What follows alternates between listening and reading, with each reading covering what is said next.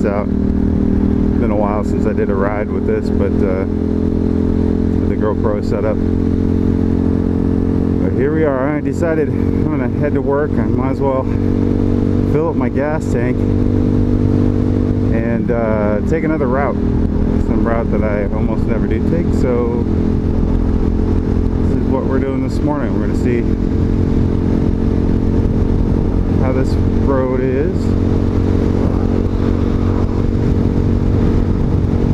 So I got my GoPro remote plugged in via USB to my cigarette lighter, and that is because the battery that's in it is fairly shot. I mean, it only lasts for like 20 to 30 minutes, and it just shuts off, and then I have no idea if my recording stopped unless I look down at it. So now I don't have to worry about that. It's constantly charging via the bike, so that's good. I also added this little cup holder. The only reason I don't keep my thermos with my coffee in my bag is that if I'm riding and decide I want to drink, I can just flip up my transforming helmet and get myself a drink relatively quick without having to go into my bags.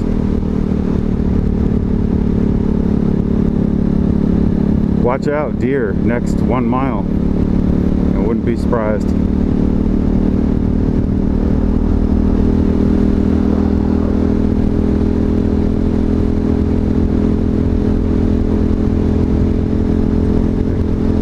Probably can't see the moon, but it's pretty full. It's right in front of me. Last night was the viewing of Mars. It's supposed to be pretty big up in the sky. I couldn't see it.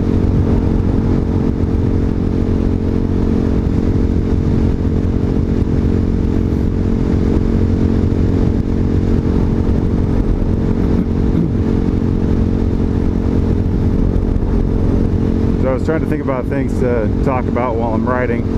This probably isn't very exciting, but something I came up with was I get asked by people that are interested in getting into riding about the gear, about what do you wear, you know. There's all kinds of YouTube videos and people with their opinions on that. A lot of them are really valid. I myself, I've hit 2 deer on motorcycles. I've been riding off-road probably since I was about 16, so you know, 25 years. And I've been riding on road for about 14 years, and I gotta say that, you know, it all depends obviously on where you live, what the weather's like,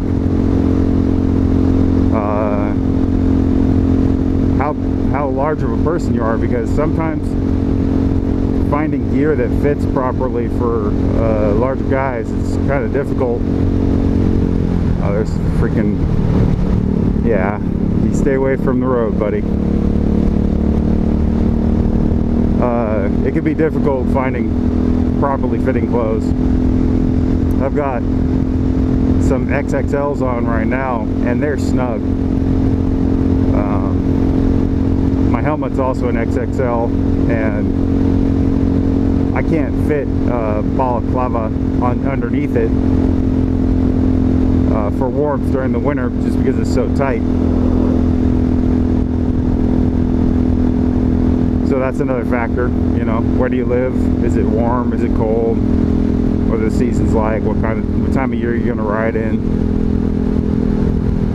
That's nice. A little downhill cruise. And I've ridden in all weather. I've ridden in when it's, you know, 32 out, you know, it's freezing. You know, there's icy patches in the road. I've ridden in, you know, 95-degree weather outside. I tend not to ride in weather that gets into the 90s just because it's really uncomfortable. just like riding in the freezing weather, freezing temperatures. It's just really uncomfortable. Of course, I'm speaking Fahrenheit, but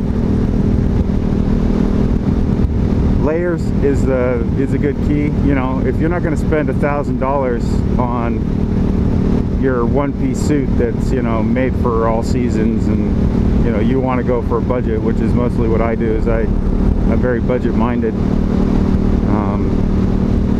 You're going to want to get suit pieces that, you know, can mix and match, and you can use layers, because you might ride to work and it might be cold, and then when you get off work it might be hot, and you don't want to wear that extra layer. So, you know, bring a hoodie.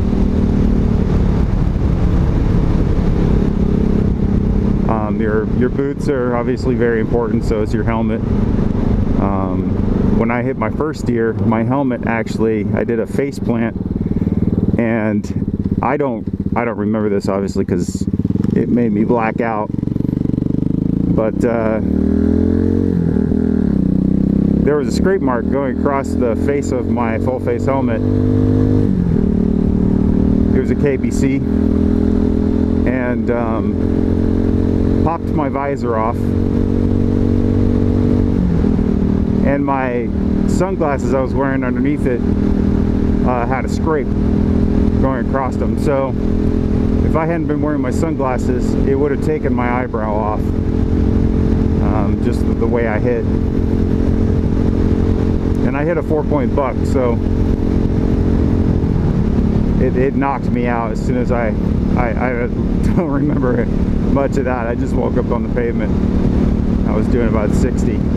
It was not fun. But I was wearing full gear, Tourmaster jacket, a 3/4 length. I was wearing Garnet riding boots, the really tall ones. And I was wearing some other pants. I don't remember what they were, but the medics actually cut them off with shears. They were, they said it was the toughest material she had cut through, because I talked to the medic. So that Kevlar stuff, you know, it's good stuff. I had some road rash, but that was just from my gear rubbing against my body. So if you want to actually prevent, you know, that, you can always wear something underneath your jacket and your pants that is less abrasive. It slides easier if you do hit the ground. It's less likely that it's going to dig into your skin. The last accident I got into, I hit a smaller deer, and it was only going about 35, and it was hot out, so I wasn't wearing a long sleeve under my jacket. It's another Tourmaster, and the inside of the jacket actually fused to my arm because of the heat of sliding, and I had nylon threading running through my arm. I had to peel the jacket off, and it took a nice chunk of skin with it, but the rest of me was fine. My helmet didn't even hit the ground that time. I was wearing the same pair of Garnet boots. I ended up getting rid of those because I had them for 14 years and they were just trashed after so many accidents. Well, 2 accidents and constant riding year round. So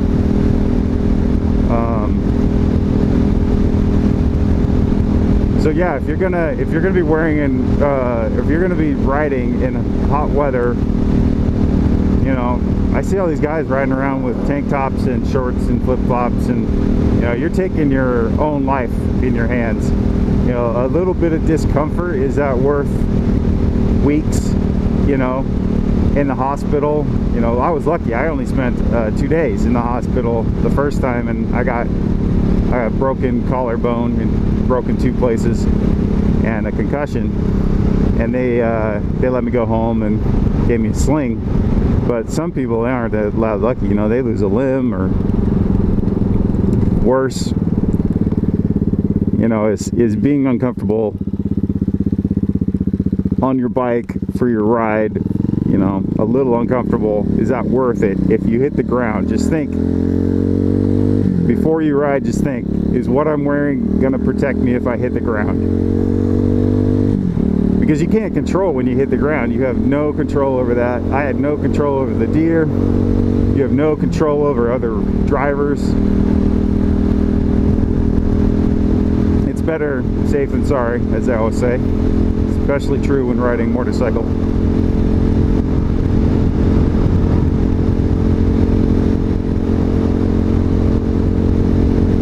I always wear a full face helmet. At one point in my life I had a bucket helmet, didn't like it. I've had too many bees and whatnot hit me in the face doing 60. And I, you know, from that point on I just decided that, you know, I gotta wear a full face with a visor. And that saved my bacon, because you get a bee in the face at 60 miles an hour, it's gonna definitely distract you, and you know, there's a good chance that you could lose concentration when you're riding and crash. You know, if you don't, you know, you're gonna be in a lot of pain still. Same thing with wearing a jacket and pants. You know, I've had things hit me and I just kind of shrug it off just because I don't really feel it.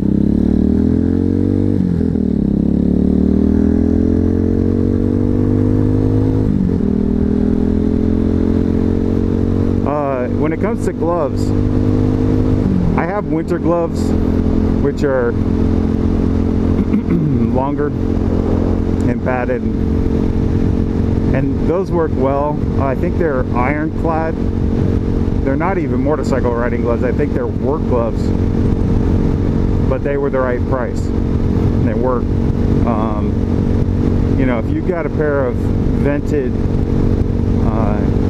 riding gloves like what I'm wearing right now, these work fine during the summer.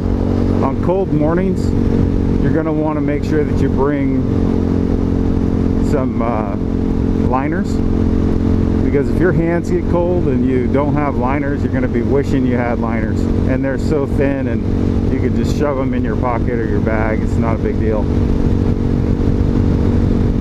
The balaclava, like I said, is a good idea. You don't have to have it completely under your helmet. You can actually wear it around your neck, and that cuts some of the wind from going up your helmet and down your neck.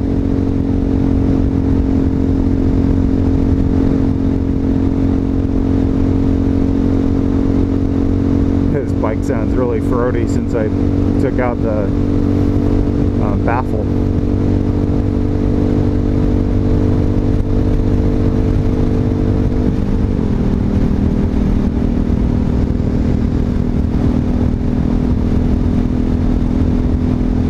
Yeah, as far as pants go, I always prefer to go one size up, just because if I decide to wear something underneath my pants, I want to have room. These transforming helmets like what I'm wearing are pretty awesome, because you can pull over and flip up the helmet, take a drink. Some of them even have built-in sunglasses, so if you forget your sunglasses, you can just flip them down. I like to ride with my sunglasses on and my visor down on sunny days, just because my eyes are pretty light sensitive, so makes it more comfortable for me. Instead of buying a Bluetooth headset, which they can cost, you know, 60 bucks, they can cost 350 bucks. I ended up just taking, in this helmet, I have a couple of speakers that I just popped in there, and I wired them up to a iPod headset. I just cut off the speakers and put those in. On my other helmet, I actually have a headset that came with a push button control on the wire, so you can pause your music and answer calls, and I wired that into my helmet, and that makes it so that I can actually reach under my chin on the helmet, and I can turn my music on and off. I can even accept a phone call if I'm not listening to music, or if I am, you know, it beeps and I can just click it and I can answer the phone call, and the mic is right there in the clicker. So it's not hands-free, but because you do have to push that button, but it works just as good. You know, I've had conversations before where people didn't know I was, you know, riding a motorcycle. So that covers your gloves, your helmet, your jacket, your pants. As far as boots go, I always go the taller boots the better, because if your pant leg goes up when you hit the ground, you don't want the skin above your boot to get sheared off. It's better just to have a taller boot. And Gaerne makes some great boots. They zip up and the flap velcros down. They're waterproof. They're a little bit more on the expensive side if you're a thrifty shopper, but got some guy who's gonna like try to pass me. Yep, there he goes. Yeah, right before a stop sign, moron.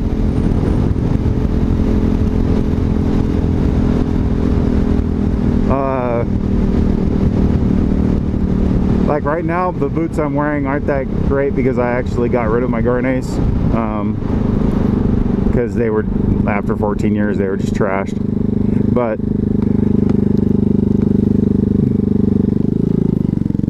the boots I'm wearing right now are Doc Martens, and the Doc Martens, they got a good sole on them. The leather is, you know, relatively stiff, at least the ones I have. You can get them different heights. Only downside is they take a while to lace up. They're not as quick and easy as Velcro and zipper.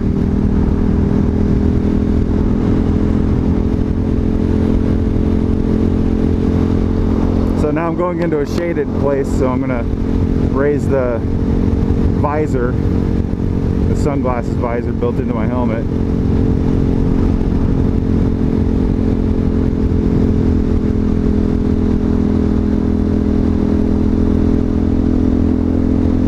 As far as armor goes,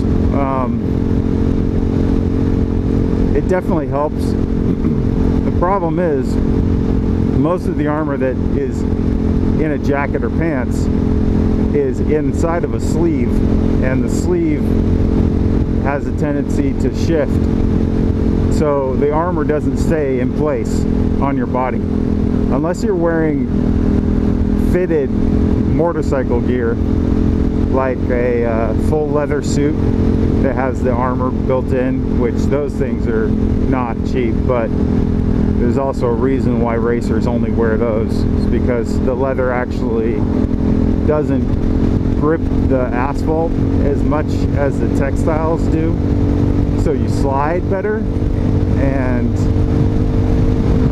less friction.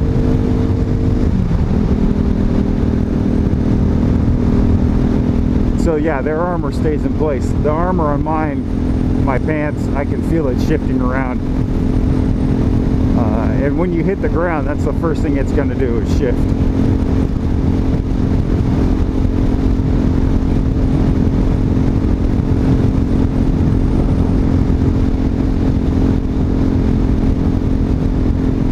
So the company Aerostitch, they sell very expensive suit, and by very expensive I mean as much as my motorcycle. You know, I spent $1,100 on this bike, and then I spent to register and all that.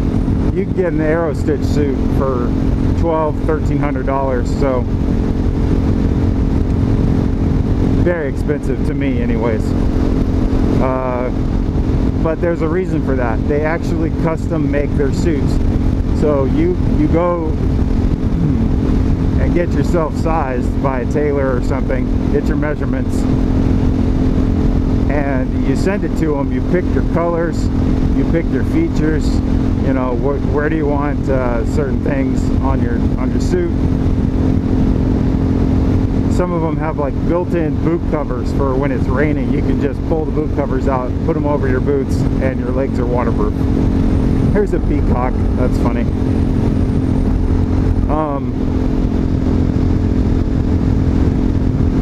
And you know, there's tons of YouTube videos on Aero Stitch suits, people standing in water and just getting drenched through car wash and whatnot, and they're still dry underneath. So they make the excellent gear.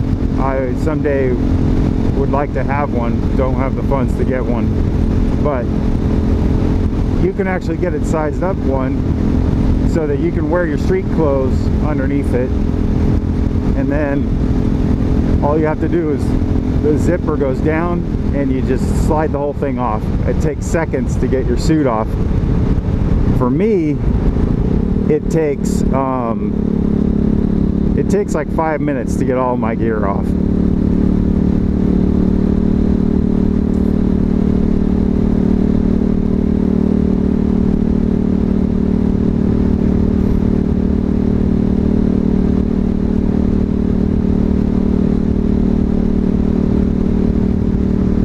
A lot of log trucks coming through here.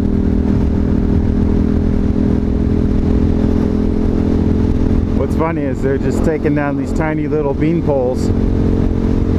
Like, what the heck are they going to turn those into? Toothpicks? Paper? Can't use them for much else. Well, I guess you could shred it up and use it for certain kinds of plywood, but yeah, I've been really busy, so I haven't been able to do very many videos. I haven't been able to go on rides very much. It's been a fairly uneventful summer.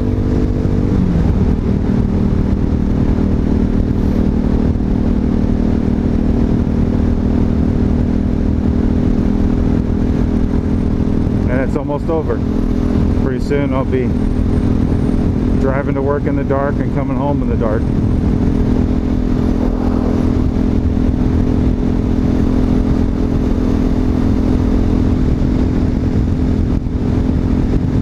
So if you wanted an update on the Hawk 250, that's why you're watching the video. I'm like 22 minutes in. It's not a short ride. So the battery that came with the Hawk is pretty much junk. I mean, it worked for the first few months, and now it's just lost. You know, it's charged. It doesn't, like when I hook up a battery tender to it, it just says that it's weak. It charges it, but it says it's weak. So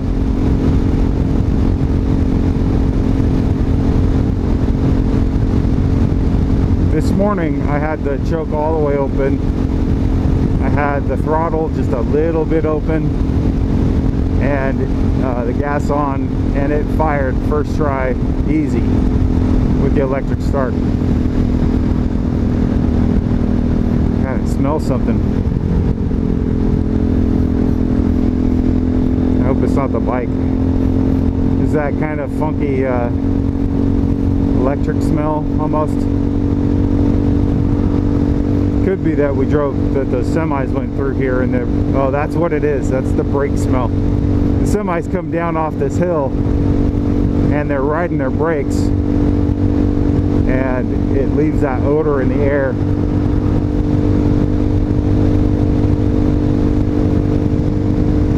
Now, but like I said, this thing doesn't have much power. I'm about 240, and I'm in fourth gear going up the hill, 6,000 RPMs doing 45. I could punch it if I wanted to, but I don't want to stress the engine.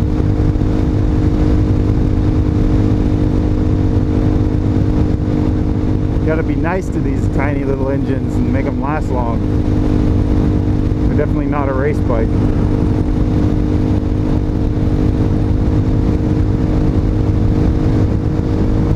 This is where I hit the first deer back in 2010. Jumped right out of those bushes.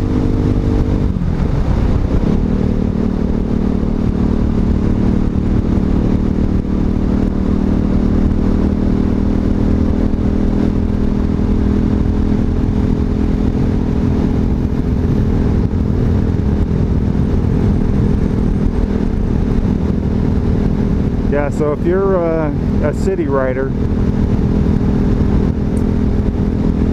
you've got cars to look out for, not so much deer.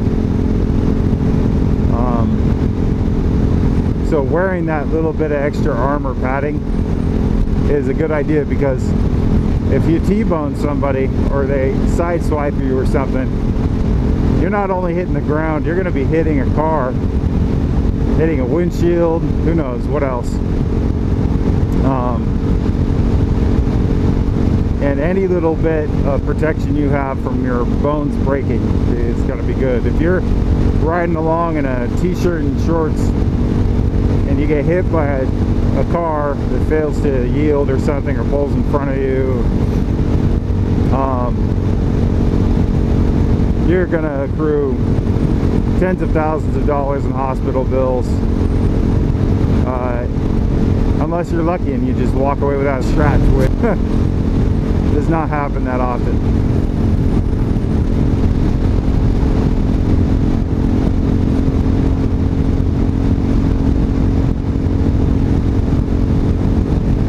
But like I say, you know, people they make their own choices, be it good or bad. You can't control it. You know, I can preach, you know, wear gear all day long, but in the end, it's, you know, up to each individual rider to decide what they think is best for them.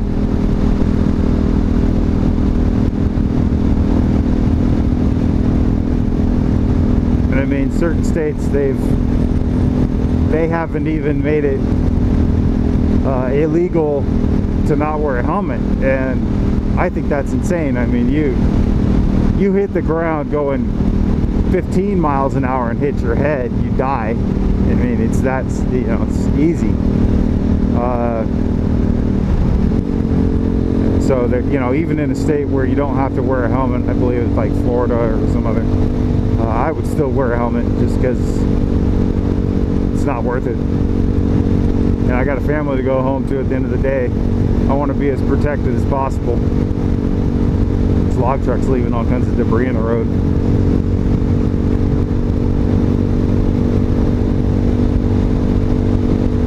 Well, that is our long, boring talk about gear. I don't know if I'm going to actually post all this video. I might cut some of it out, but I think it's an important conversation. If you're looking at getting into riding, whatever you spend on your bike, you know, don't scrimp on your gear. You could easily spend $500 on your gear. I mean, that's nothing. It's a drop in the bucket.